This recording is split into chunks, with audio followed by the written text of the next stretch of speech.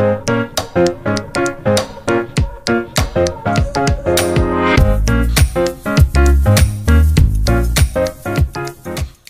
est 17 heures. Bonjour à toutes, bonjour à tous. On est sur le troisième webinaire sur la semaine du numérique.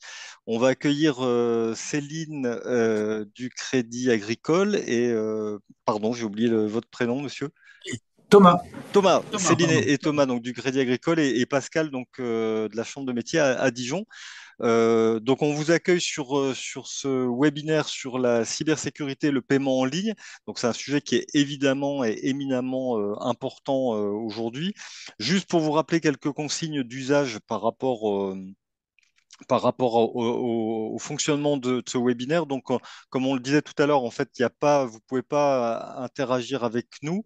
Donc, les seuls moyens d'interagir avec nous sont les deux petits boutons que vous avez qui sont QR pour les questions-réponses et le bouton discussion. Donc, pour ce qui est vraiment questions-réponses liées vraiment au webinaire, vous pouvez, enfin, n'hésitez pas surtout à utiliser plutôt le bouton questions-réponses QR, puisqu'on peut, si jamais on n'a pas la réponse immédiatement, on peut vous recontacter par la suite.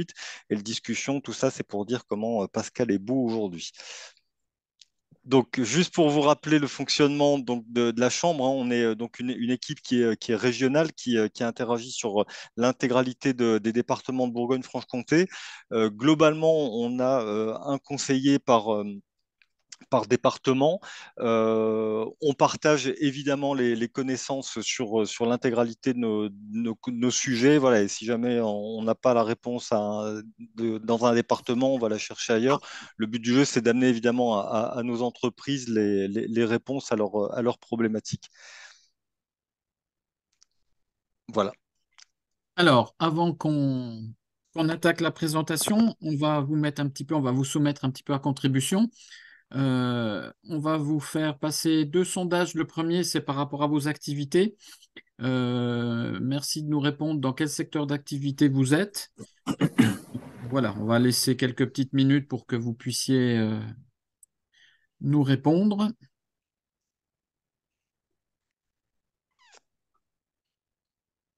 Donc, on a 20 participants, nous inclus, donc ça fait 17. Donc, voilà, on attend 17 réponses.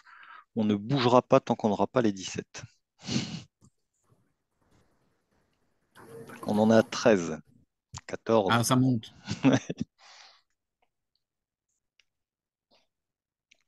Allez, on est 15, presque au bout. 16.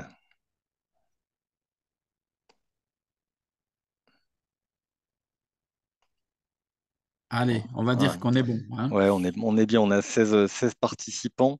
Donc majoritairement, on est plutôt sur la production et autres. Donc c'est vrai que c'est un peu le autre est un peu vaste. Donc on est voilà 44% sur la production, 19 sur les services et 38% sur autres.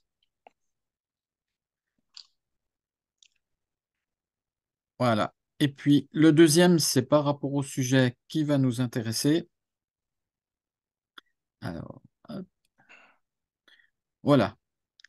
Par rapport au paiement en ligne, et c'est le sujet qui nous intéresse aujourd'hui, le paiement en ligne et les problèmes de sécurité, est-ce que parmi vous, vous ou vos proches, vous avez déjà été victime d'un souci de paiement en ligne, donc soit une arnaque, soit du piratage, soit des choses comme ça, pour, euh, pour qu'on ait déjà une petite idée sur les éventuels soucis que vous avez pu avoir. Bon, sachant que c'est anonyme, vous pouvez le dire sans tout problème. Alors que ce soit d'ailleurs à titre pro comme à titre perso, hein, il n'y a pas de Oui, tout à le, fait. le pirate n'est pas regardant sur les gens qui l'attaquent.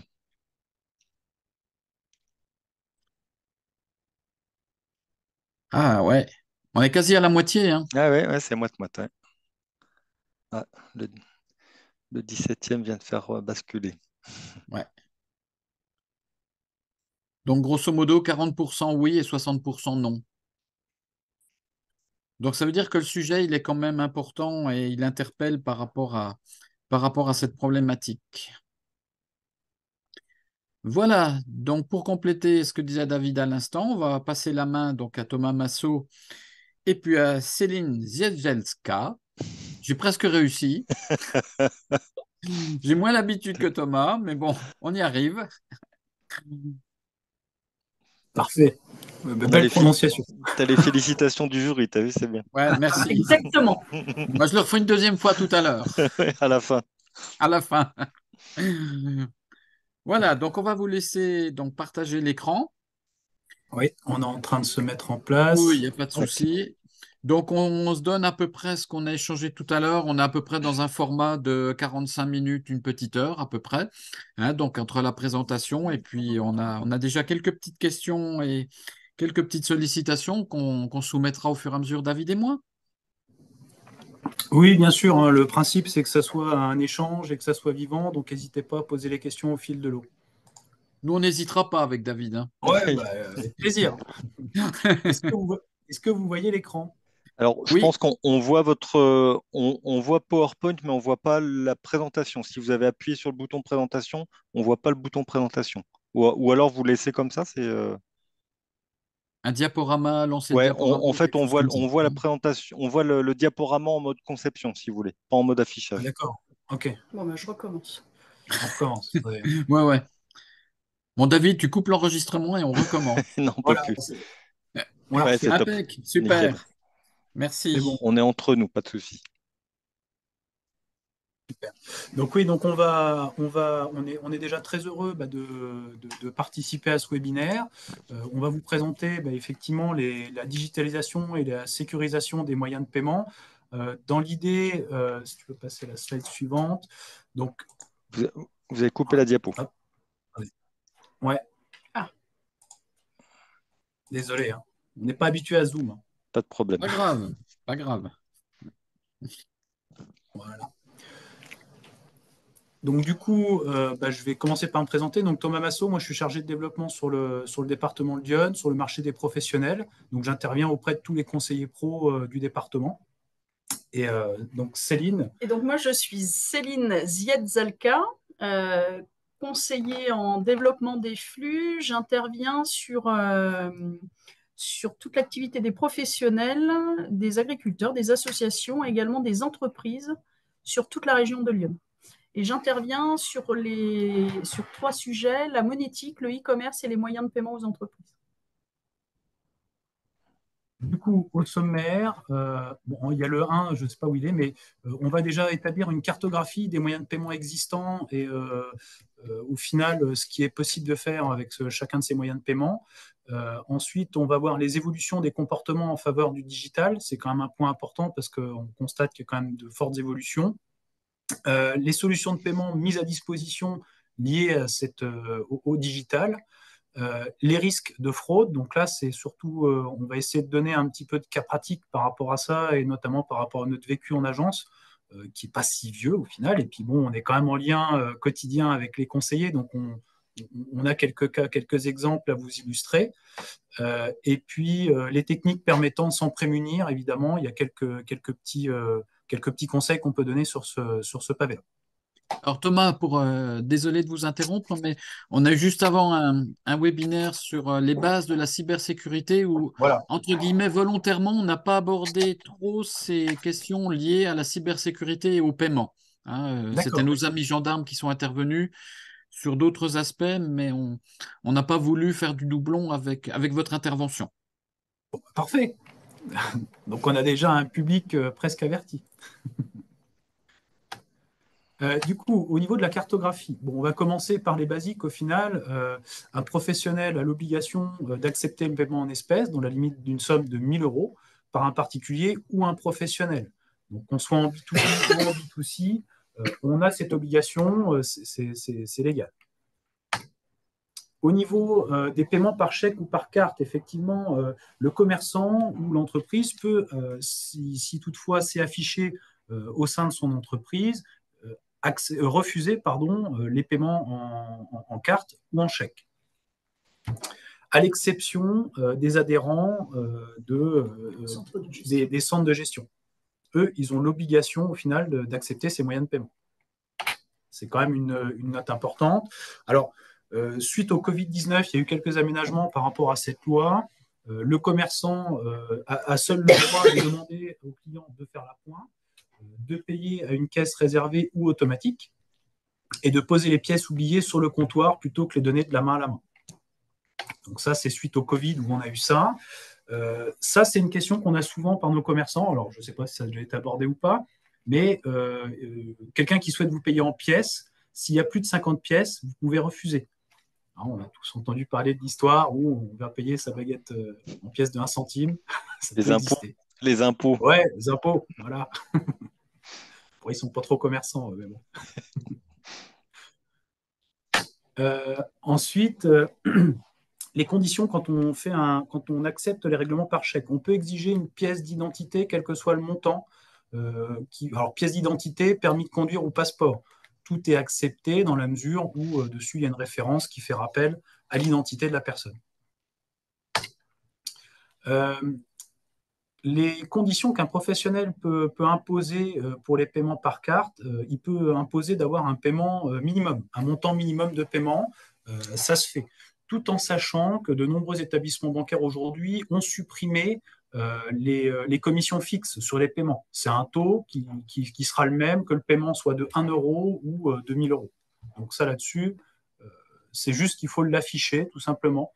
Et nota bene aussi, tous les paiements supérieurs à 1 500 euros, il doit y avoir obligatoirement une contre-signature du client sur le ticket de caisse. Là, on va arriver sur la partie des paiements sans contact. Alors, la spécificité sur les sans contact, c'est qu'on peut faire des paiements inférieurs ou égaux à 50 euros.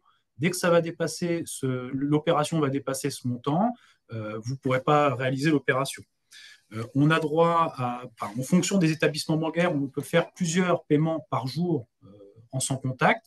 Ils sont limités à 3 de mémoire. Et sinon, on est obligé d'attendre le lendemain. Donc, on refait un petit zoom sur cette partie-là. On peut aussi enregistrer sa carte sur le téléphone maintenant. Donc, du coup, ce qui permet de régler au final en paiement sans contact, mais pour des montants plus importants.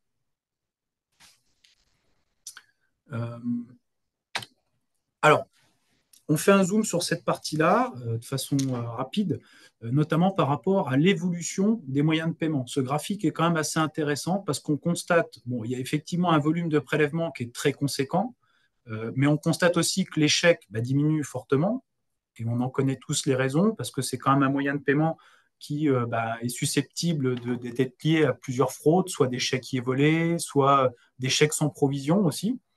Et à contrario, on a un volume de cartes, des paiements par carte qui augmente. Les chemins sont en train de se croiser, si on regarde sur le graphique, entre les paiements par chèque et les paiements par carte. Le phénomène aussi, c'est que sur les prélèvements, avant, on réglait beaucoup de factures par chèque. Aujourd'hui, c'est du prélèvement automatique, mensualisé, au trimestre, au semestre. On signe tous des mandats de prélèvement pour se faire prélever automatiquement sur ces comptes. Donc voilà, sur cette partie-là. Les virements VGM, c'est les virements gros montants, c'est les virements internationaux. On n'est pas spécialement affecté par ça. Par contre, on constate sur le graphique de droite, voilà, le volume de virements qui est quand même très conséquent. Et on va partir tout de suite sur l'évolution des comportements en faveur du digital. Thomas, on a déjà une petite question. Est-ce qu'on a le droit, alors moi je pense que j'ai la réponse, mais je vais vous laisser la donner. Est-ce que j'ai le droit de facturer en plus du paiement un montant qui grosso modo est lié à la gestion du paiement? Grosso modo, un paiement par chèque me coûte tant. Est-ce que j'ai le droit de facturer plus entre guillemets, à cause de ça? À cause de ça, après, on peut l'intégrer dans sa politique de tarif. Je veux dire, c'est répercuté sur les tarifs derrière. On fait ce qu'on veut au niveau des tarifs. Voilà, tout à fait. On est libre quand même du tarif. Le chèque ne génère pas à proprement parler de coûts quand on dépose un chèque, ou à moins qu'on ait un outil de scan qui scanne les chèques automatiquement, et à ce moment-là, il peut y avoir un coût. Mais sans quoi, c'est uniquement sur les paiements cartes où effectivement, on a un taux de commission, on le connaît. Donc, on peut répercuter effectivement sur sa grille tarifaire le taux de commission. Mais ça rentre, je dirais que ça rentre dans la politique de prix, et en aucun cas, je ne pense pas, il faudrait demander du coup plutôt à la partie comptabilité, mais je ne pense pas qu'on puisse mettre une ligne de facturation commission carte bancaire à notre client final. Non, je ne pense pas que on va dire que ce sont des frais qui font partie des charges de l'entreprise dans son activité. Comme d'autres charges. D'autant Pour que moi, la il caisse... faut pas... D'autant que la question Oui, concerne un chèque en plus, donc oui, c'est d'autant plus. bah, Céline pourra peut-être plus répondre, mais sur les chèques, effectivement, il existe des possibilités d'encaissement. C'est comment Oui, c'est... en fait, on peut faire de la télécollecte en fonction de son activité plutôt que de remplir soi-même sa remise de chèque pour la déposer en banque. On est capable aujourd'hui, comme on voit dans des grandes surfaces, de louer aux commerçants des éditeurs lecteurs de chèques qui permettent de scanner les chèques et de faire une télécollecte comme une carte bancaire. Et comme ça, l'argent arrive sur le compte le lendemain. Donc effectivement, ça peut générer des frais sur la facilité d'encaissement pour le professionnel par chèque. Mais en aucun cas, voilà, ça rentre dans les charges de l'entreprise pour son fonctionnement. Je ne pense pas juridiquement qu'on puisse ajouter ce genre de ligne sur une facture à un client. Oui, autant on peut ajouter des frais de port, des frais d'emballage, etc., mais autant des frais de banque, entre guillemets, moi, voilà, pour moi, c'est non. Ouais, Je pour ne le moi ferai aussi, pas, hein. pareil. Moi aussi. On est On, unanime. on est d'accord.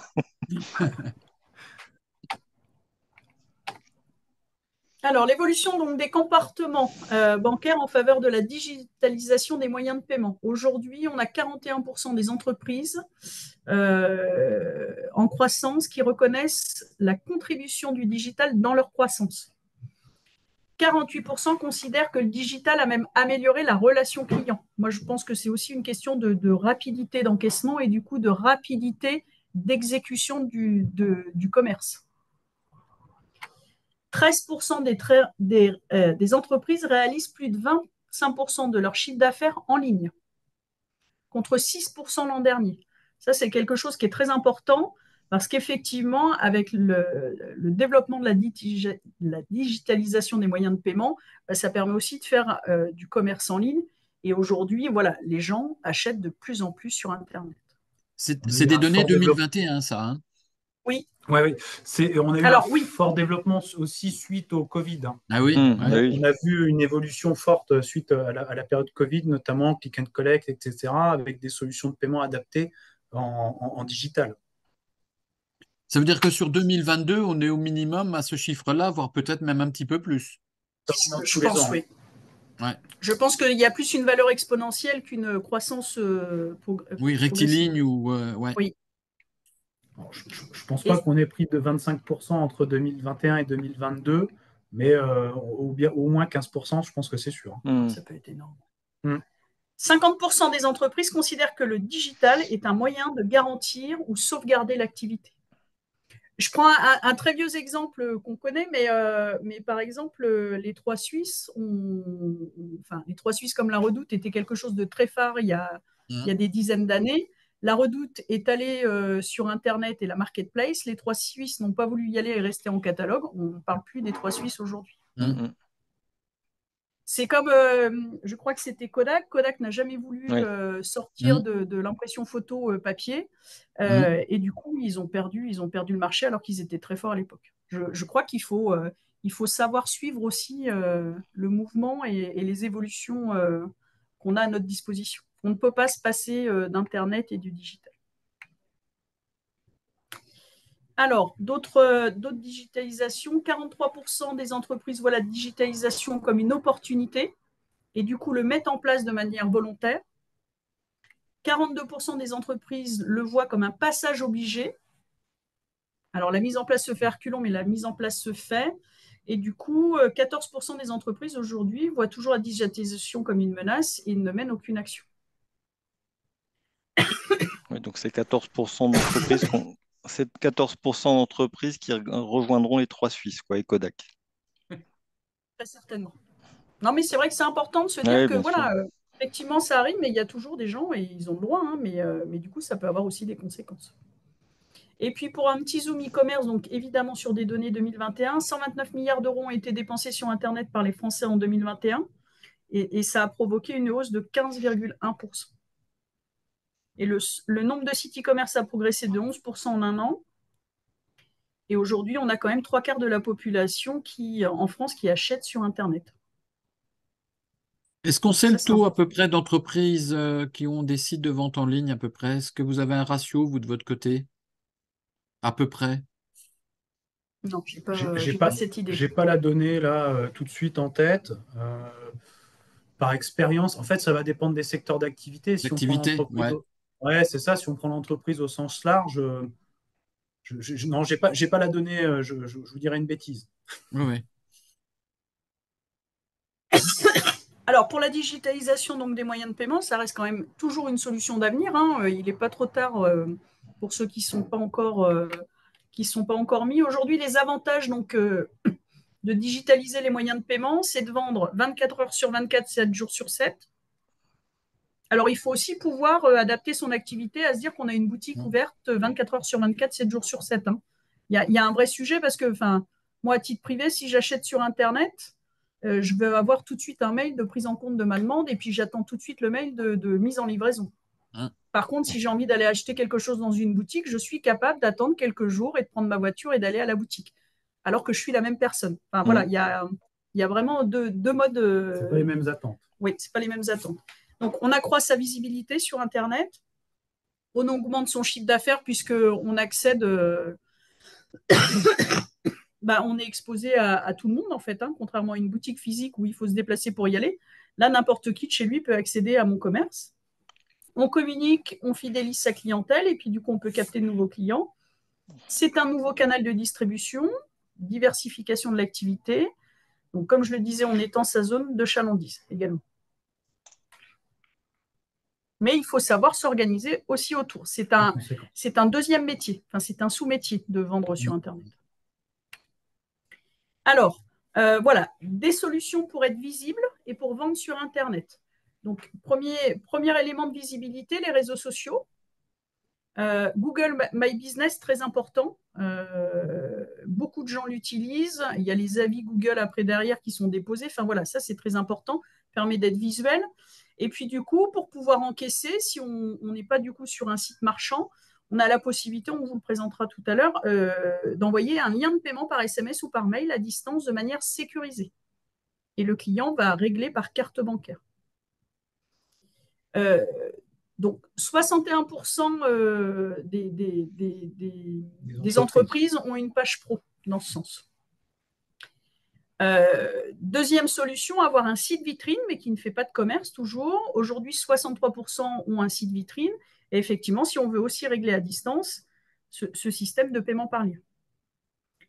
Quelqu'un qui veut être un peu plus développé peut avoir un site marchand simple, clé en main, ou avec avec une plateforme prédéterminée en fait. Donc, on peut faire et du paiement à distance avec un envoi de lien manuel par le professionnel ou avec une brique de paiement, un module qu'on implémente sur le site marchand et qui permet de dérouler en automatique l'achat et l'encaissement. Et puis, pour un site marchand un peu plus complexe et développé par une agence web, donc on connaît les prestataires PrestaShop et WooCommerce qui sont européens. Et dessus, du coup, pareil, la même solution, une brique de paiement ou un système de paiement par lien.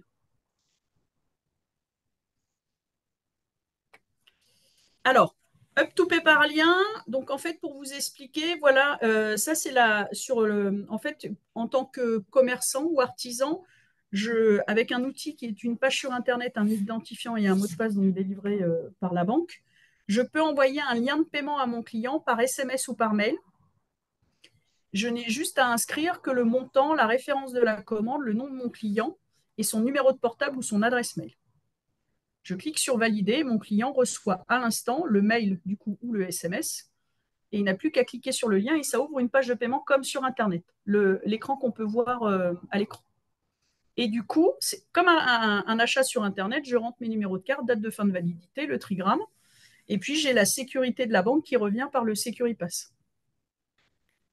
Je fais un parallèle rapide par rapport à ce qui peut se pratiquer aujourd'hui chez certains commerçants. Il y en a peut-être qui le font en vente à distance, c'est-à-dire qu'ils ont le client au téléphone, ils lui demandent ses numéros de carte et ils font la saisie sur le TPE des numéros de carte, etc. Et ils valident la transaction comme ça. Cette transaction-là, elle n'est pas garantie. Là, c'est un point de vigilance parce qu'au final, le client qui viendrait contester la transaction, il aurait gain de cause en disant « j'étais pas là, c'est pas moi qui a fait l'opération ». Ça, pour le coup, c'est une solution. Alors, on propose ça, il y en a d'autres qui le font également, mais c'est juste pour mettre le doigt dessus. Attention, là, il y a un vrai risque de perte en chiffre d'affaires. Ce n'est pas vraiment une fraude, c'est de la malice. Mais ça peut quand même constituer un problème à terme. Donc, Hum. si il y en a certains d'entre vous qui fonctionnent comme ça, soyez vigilants quand même et peut-être voir avec votre partenaire bancaire s'il n'existe pas une solution adaptée. Le client a 13 mois pour annuler un paiement bancaire fait dans ce sens. Parce qu'en fait, juridiquement, le commerçant ne pourra pas faire la preuve juridique que la personne au bout du fil, c'est bien elle et elle est en nom sur la carte. Voilà. 13 mois pour contester un paiement non sécurisé par carte. Parce Ah que ouais, c'est quand on pas fait un neutre. paiement comme ça, au final, il n'y a pas d'envoi de sécurité. Le paiement, il Hum. passe Hum. comme ça. Après, vous, en tant que commerçant, vous rentrez en litige commercial avec votre client si vous avez les bonnes coordonnées et vous pouvez récupérer l'argent. Voilà, c'est important. Donc voilà, on propose une offre sans abonnement avec un coût par lien envoyé et un pourcentage du montant encaissé, et puis une offre aussi avec abonnement. Euh, Ça peut être un très bon complément, par exemple, quand on a un site qui n'est pas marchand ou quand on souhaite faire des ventes à distance. Donc, soit une commande par SMS, par mail ou par un formulaire, et puis ben voilà, on encaisse et comme ça on peut faire expédier la marchandise, par exemple. Ouais. On a beaucoup d'entreprises qui font en fait, qui vendent déjà par Facebook, en fait, mais sans avoir de boutique, en fait, où la relation commerciale se fait comme ça. Donc, c'est vrai qu'il manque toujours le petit plus sur la vente en ligne. Donc, c'est vrai que ça peut être une option qui est Ça peut franchement être aussi en intéressante. Ouais, complément voilà, des carrément. réseaux sociaux. Ouais, bien sûr. Et puis, le lien envoyé chez nous est valable 48 heures pour des raisons de sécurité, Mm, c'est-à-dire qu'en plus, on peut aller vite dans la transaction. On sait immédiatement si c'est réglé ou pas. Du mm. coup, si c'est réglé, ben voilà, le commerçant, il peut tout de suite livrer et être réactif. Ouais, carrément. On voulait quand même aussi faire le zoom. Alors, c'est pas sur Internet, mais ça reste quand même un outil digital. Up2Pay Mobile, c'est le principe d'avoir un lecteur de carte bancaire appairé à une application sur smartphone. Ce qui pourrait exister en solution qui n'est pas bancaire, le fameux SumUp. Et voilà, on est capable aussi de proposer cette solution et gérée par la banque, qui est quand même notre cœur de métier, les transactions par carte. Juste pour expliquer SumUp, SumUp est une entreprise américaine qui en fait les encaissements pour les commerçants et qui reverse par biais de virement. Voilà. Et depuis quelques mois, en fait, en plus du boîtier, si on a un Android récent avec les mises à jour qui vont bien, on peut encaisser directement avec le smartphone, on n'a plus besoin du lecteur. Ça, c'est En tant que commerçant, ça peut être bien quand on se déplace, Mm. salon et foire. salons et foires, les marchés, voilà, faire des points de retrait, par exemple, tiens, je vous commande ça, mais je viendrai le chercher à tel endroit. Et puis vous rencontrez le client pour le règlement, ben voilà, juste avec le smartphone, on est capable aussi de vous le proposer. Alors, je fais la question que tout le monde se pose, Céline, combien ça coûte et est-ce qu'il faut obligatoirement avoir un compte Crédit Agricole? Alors, toutes les solutions monétiques faites par le Crédit Agricole, Ouais, il faut avoir un SIRET, donc il faut être immatriculé, ça c'est obligatoire, ouais, et il faut avoir un compte professionnel au sein de la caisse régionale. d'accord. Ce qui est effectivement, SumUp ne joue pas là parce qu'il faut quand même, enfin voilà, il y a quand même aujourd'hui, l'État nous demande de connaître nos clients, Bien sûr. etc. Donc voilà, nous on demande bien toute la réglementation. SumUp, par exemple, si on fait le pendant, jusqu'à un certain montant, ne joue pas la réglementation qu'on nous impose, nous, les banques. Hmm, Mais oui, il faut avoir un compte au Crédit Agricole. d'accord. Mais on aura plaisir à accueillir. Le J'imagine, plus grand nombre. Bah, j'imagine bien. c'est toujours un plaisir. Voilà, après, en termes de coûts, vous demandiez, donc on peut faire, je rentre très rapidement dans le détail. Si on veut juste encaisser avec l'application sur smartphone, c'est 10 euros. Le boîtier seul, c'est 29 euros. On est au même coût si on est en formule, ce qu'on dit à l'usage que SumUp. Si on veut faire et le smartphone et le lecteur, on est à 39 euros. Ce qui est intéressant, c'est qu'on a le lecteur et on peut encaisser sur 3 smartphones différents en même temps. Hmm, Donc ça ouvre la possibilité de pouvoir encaisser à 4 endroits différents en même temps. ouais, Ce qui est quand même très Ah oui. intéressant. hmm, Et une fois que vous choisissez sur quel type de matériel vous voulez encaisser, après, en fonction de l'activité et des transactions monétiques, soit on choisit une offre à l'usage, c'est-à-dire qu'on n'a pas d'abonnement, c'est 1,75% du montant encaissé, comme ce MEP. Ou alors, si on commence à dépasser 1 200, 1 300 euros en moyenne d'encaissement par carte dans le mois, on peut basculer en formule avec abonnement. Il n'y a pas d'engagement. Du coup, on paye un abonnement à 15,50 € par mois et on se retrouve avec des grilles de commission monétique beaucoup Classique. plus Basse. basses. Sur des cartes de particuliers, on est maximum à 0,50%. Je précise que les 39 euros, c'est une fois. Oui. Pas Oui. tous les mois. Oui, c'est les C'est un frais de achat. mise en C'est service. de C'est l'achat. l'achat de la solution, ouais. Précision. Voilà. Non, mais et ce qui est intéressant, c'est que vous pouvez créer un catalogue de produits sur cette application. Et puis, pour ceux qui souhaitent en faire leur journal d'encaissement, on peut aussi dire en mode plus, gratuitement, je peux aller dans l'application pour dire même si j'ai encaissé par chèque ou par espèce. Et du coup, ça me fait mon journal d'encaissement de ma journée.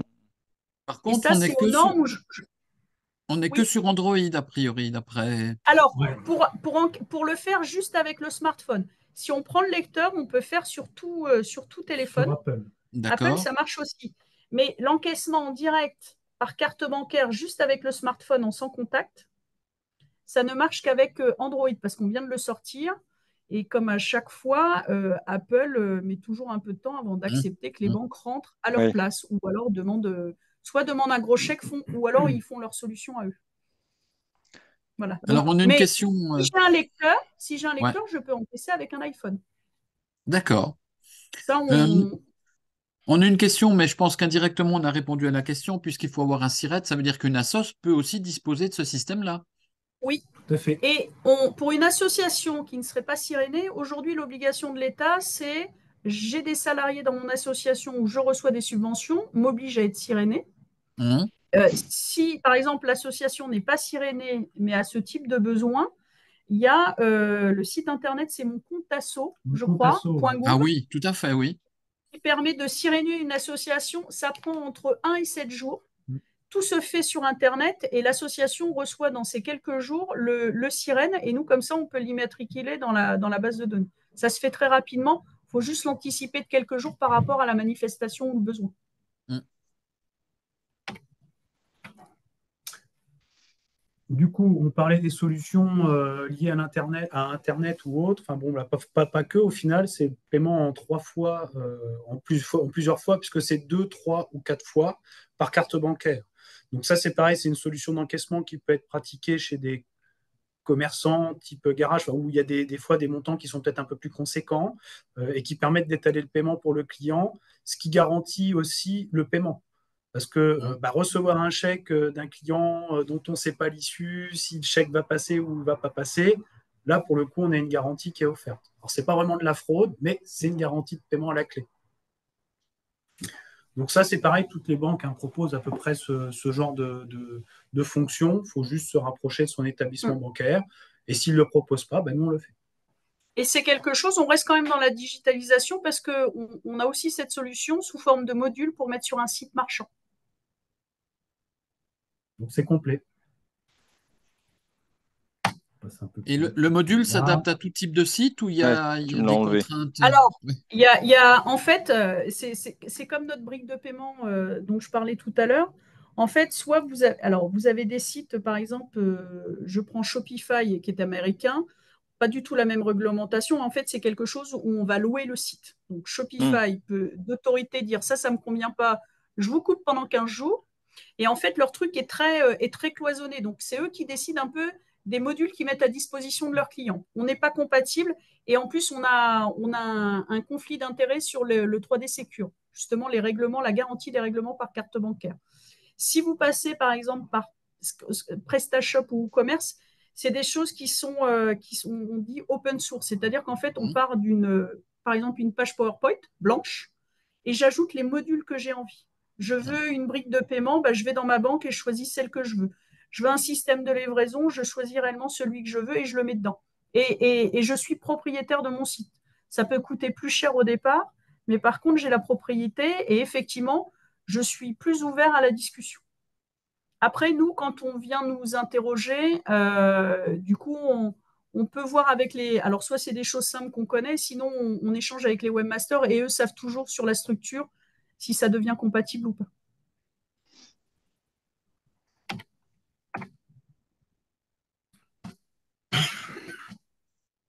Donc, voilà. Pour revenir sur les bénéfices d'être sur tous les canaux, l'omnicanalité incontestée, 80% des entreprises reconnaissent la contribution du multicanal dans la sauvegarde de l'activité. 79%, alors on parle du multicanal, hein, c'est pas tout Internet où on garde toutes ces activités. Celui qui avait une activité de proximité mais qui se met aussi sur Internet, voilà, c'est ça être multicanal. Ça permet de maintenir la relation. Et 78% considèrent que le multicanal permet en fait d'améliorer la satisfaction et la fidélité.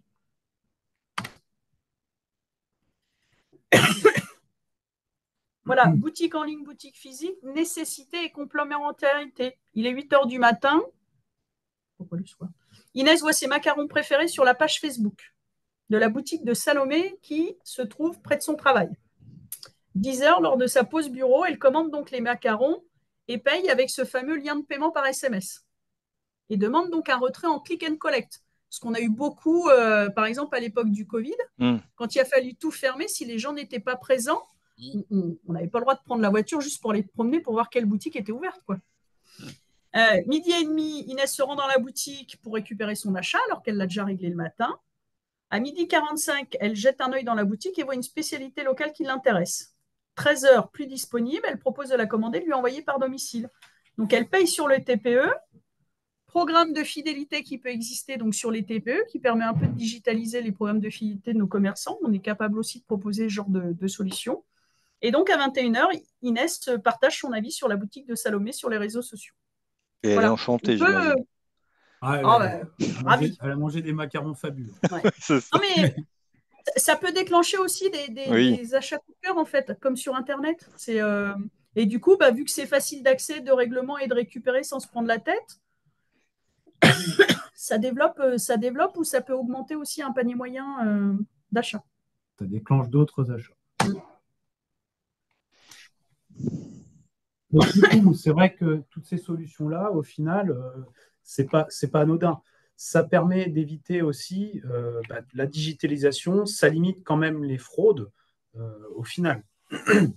Maintenant, ce qu'on constate, c'est que 55% des transactions, enfin des fraudes, sont liées au risque de sécurisation des données. La plupart du temps, on se fait pirater sa boîte mail ou quelque chose, et c'est là-dessus qu'ils partent après les fraudeurs. Hein. C'est vraiment en passant par là.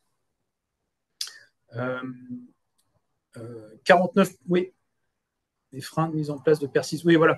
49% sont liés à un manque de compétences, 48% liés au manque de temps. Donc, c'est plutôt en baisse. Bon, c'est ça. Et après, c'est lié au coût. C'est les freins pour mettre en place ces solutions digitales. Hein. C'est vrai que c'est un peu dommage de se limiter. Alors, là, on va rentrer dans le vif du sujet par rapport aux risques liés aux fraudes et aux moyens de paiement. Donc, c'est pareil, là, on fait un petit état au final. Ça, c'est peut-être bien, je ne sais plus.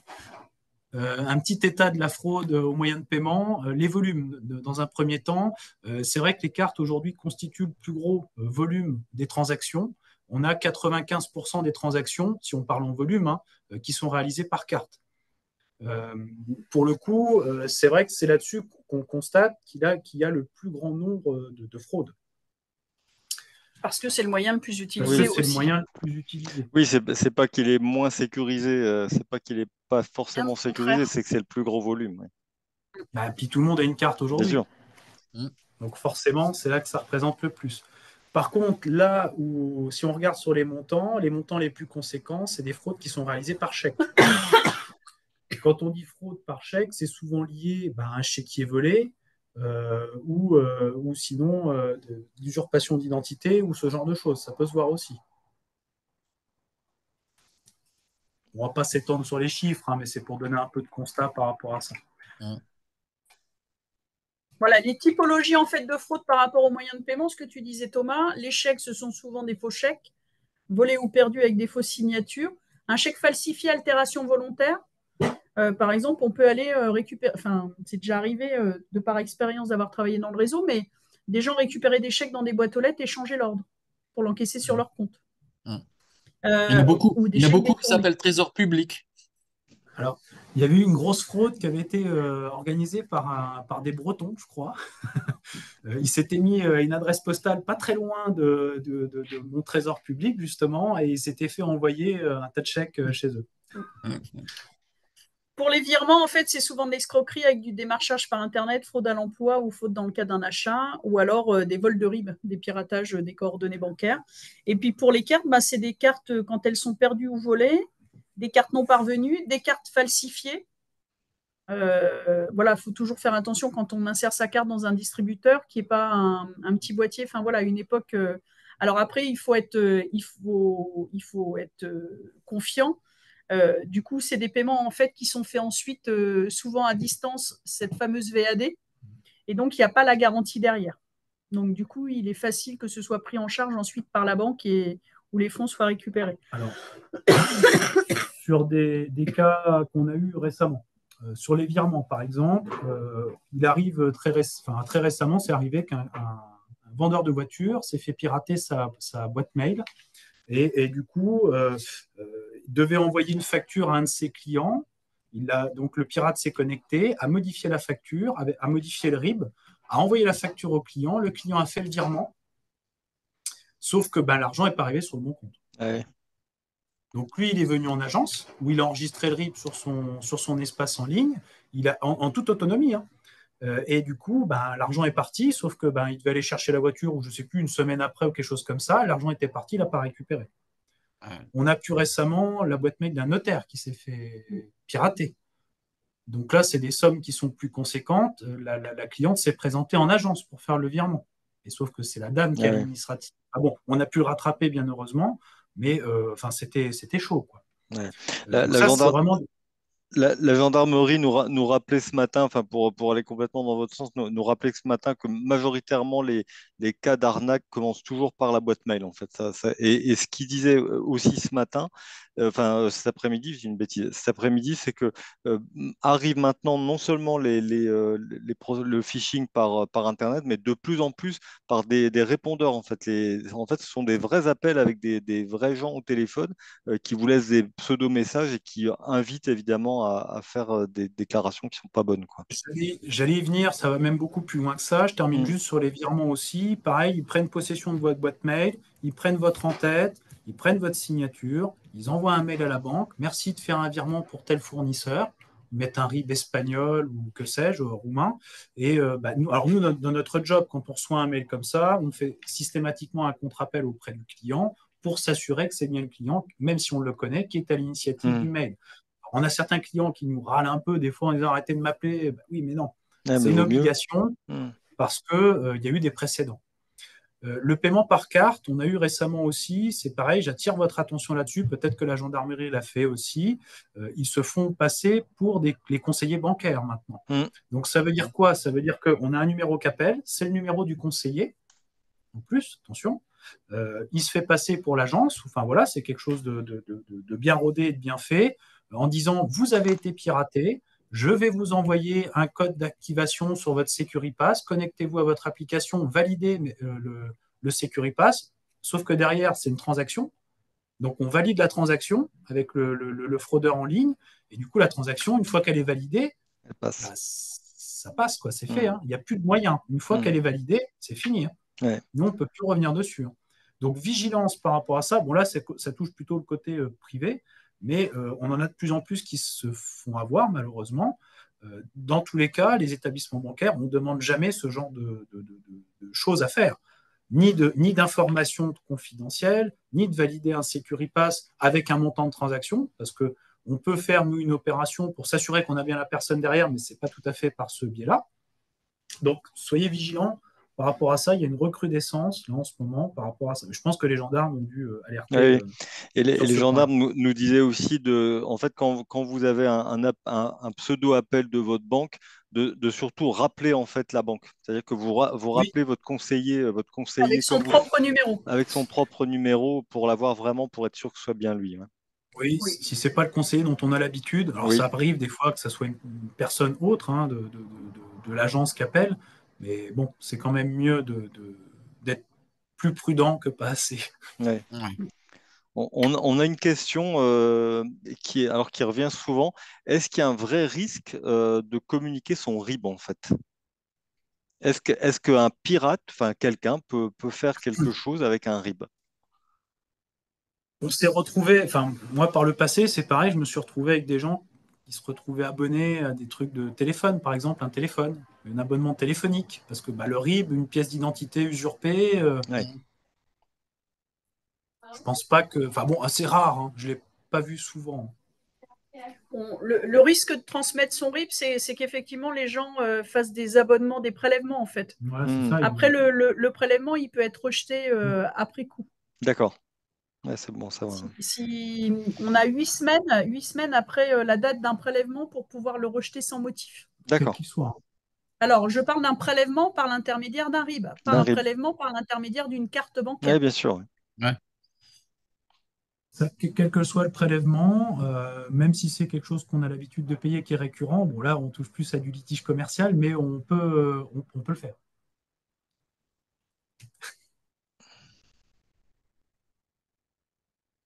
On vous rappelle certains types en fait de fraudes qui peuvent arriver dans des entreprises. Alors là, ça peut être des fois dans des entreprises dimensionnées avec une équipe où, par exemple, il peut y avoir un service de comptabilité qui va gérer les paiements et puis des responsables au-dessus. Secrétaire. Donc, les techniques de fraude, on a l'ingénierie sociale. Dans l'ingénierie sociale, on a la fraude au président, c'est-à-dire qu'une personne va se faire passer pour le dirigeant pour convaincre un collaborateur qui a délégation d'effectuer un virement urgent et confidentiel, souvent vers un compte domicilié à l'étranger parce que c'est plus difficile de les récupérer.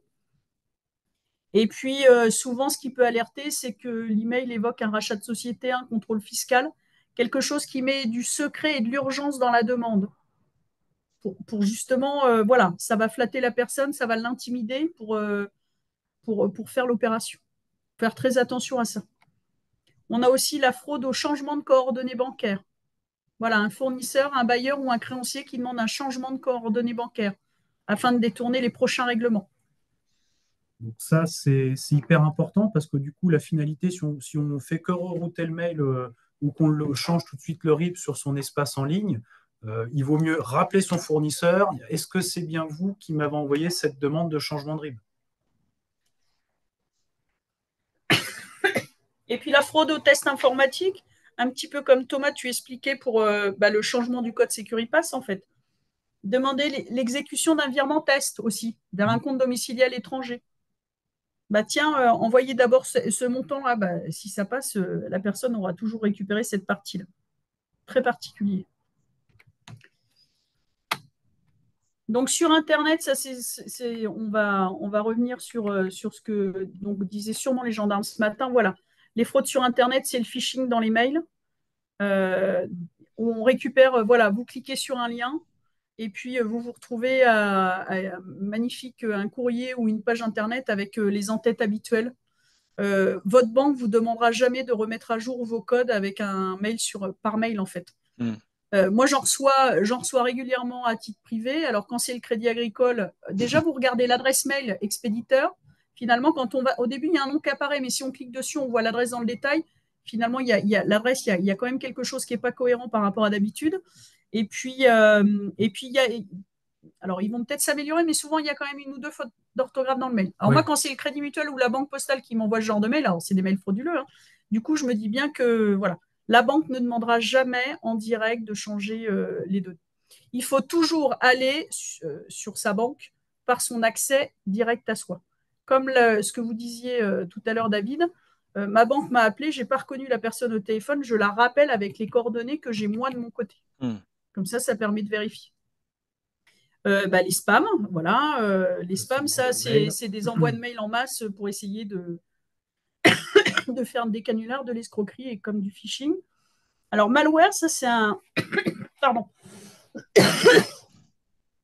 Malware, c'est un logiciel qui a été installé à votre insu sur votre ordinateur. Vous avez cliqué sur un lien, vous avez ouvert une pièce jointe, ça peut installer en caché un logiciel et du coup, ça peut récupérer des infos ou bloquer l'ordinateur. Bloquer l'ordinateur, vous savez, avec la petite page qui s'affiche, si vous ne payez pas telle somme, l'ordinateur reste bloqué. Le ransomware. Et ça, c'est pareil, on voit beaucoup de clients arriver à l'agence en disant j'ai fait ça, j'ai payé, l'ordinateur est toujours bloqué, on me demande de repayer. Donc, non, en fait, il faut juste l'emmener chez un informaticien, son ordinateur, et puis ça se c'est passera plus bien. sûr. Et puis, bah, évidemment, les escroqueries, voilà, un courrier pour essayer d'abuser de la crédibilité ou la compassion des gens pour soutirer de l'argent.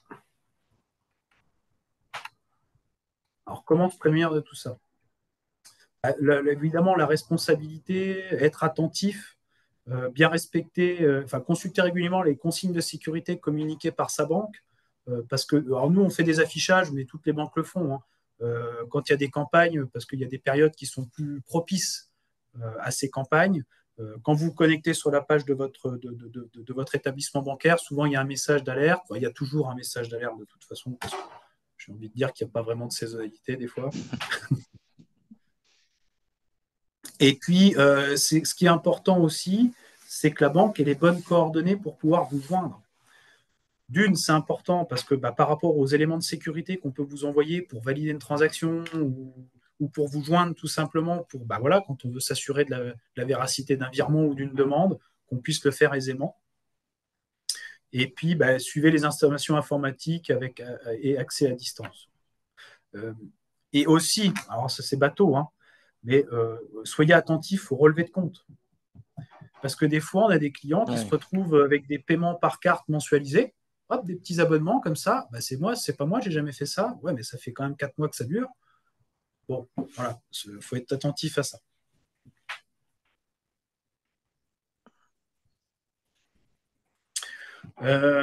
On a aussi des éléments de sécurité, ce qu'on appelle l'authentification forte. Donc ça, c'est pareil, tant que faire se peut, il faut le faire. Des fois, je sais, ça fait suer parce qu'il faut taper le code, après, il faut changer tous les 90 jours, etc. Ouais, mais par mesure de sécurité, moi, ça me paraît être un élément indispensable pour sécuriser notamment ces transactions par carte bleue ou autre. Et puis, vérifier les cohérences d'informations qu'on peut avoir par rapport au site marchand ou par rapport à son client ou par rapport à... voilà, il faut quand même faut être attentif à tout, en fait, hein. Il n'y a pas vraiment de... Parce que même quelqu'un qui est attentif, des fois, peut se faire avoir. Ce qu'il faut, c'est être réactif, surtout. Bien prévenir son établissement bancaire dans les plus brefs délais. Je vous parlais tout à l'heure des fraudes au virement. Dans un délai très court, on peut encore les rattraper. Si le virement a été fait sur un compte international, on a un très court délai pendant lequel on peut encore rattraper le truc. Par contre, il faut faire vite. Je ne mets pas de pression. Non, du tout. Hein. Est-ce qu'il y a des questions par rapport à, je ne sais pas, un cas ou quelqu'un qui souhaiterait nous partager une expérience? Pour l'instant, ça va. On a eu les questions à mesure. Oui, on a juste eu une question tout à l'heure sur les 90 jours.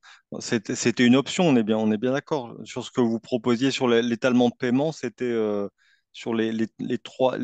règlement en plusieurs Ouais. fois. En fait, on a une solution. En fait, c'est une solution. On reste à 90 jours maxi Hmm. pour sortir d'un cadre de loi Scrivener en fait et de prêt à la consommation. Oui, Donc, c'est ça ça. reste quelque chose de court pour étaler le règlement en 2, 3 ou 4 fois. Hmm, hmm. Donc, 4 fois, ça veut dire un paiement aujourd'hui et puis un tous les mois. Et du coup, on est dans la limite des 90 jours.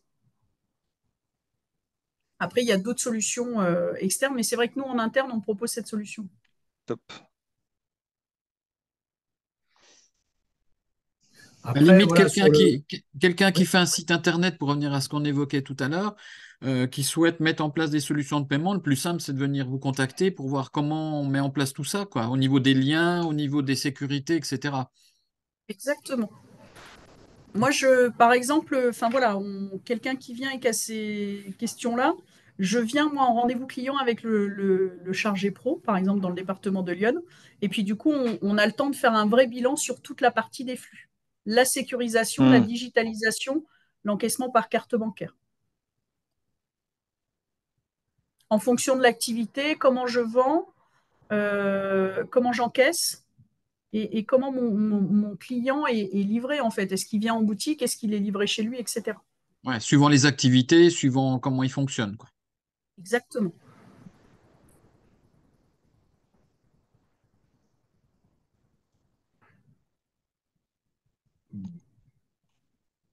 On est bon? Ah, Ah, Pascal, vous avez coupé le micro. on ouais, l'a il a perdu. coupé le micro. Ah, c'était pour voir si ça suivait. Ah, ouais. Ça suit Ouais. toujours, Pascal. Merci. Non, on n'a pas d'autres. On Non, n'a rien, pas d'autres. Hein, plus rien. plus rien. On les a perdus, on les a endormis. Non, non, ils Non, sont. on les a captés. Non, Ils sont non, Tout le non, monde, tout le monde est c'est au là. top. Tout le monde est là, c'est que ça a été clair. On conclut?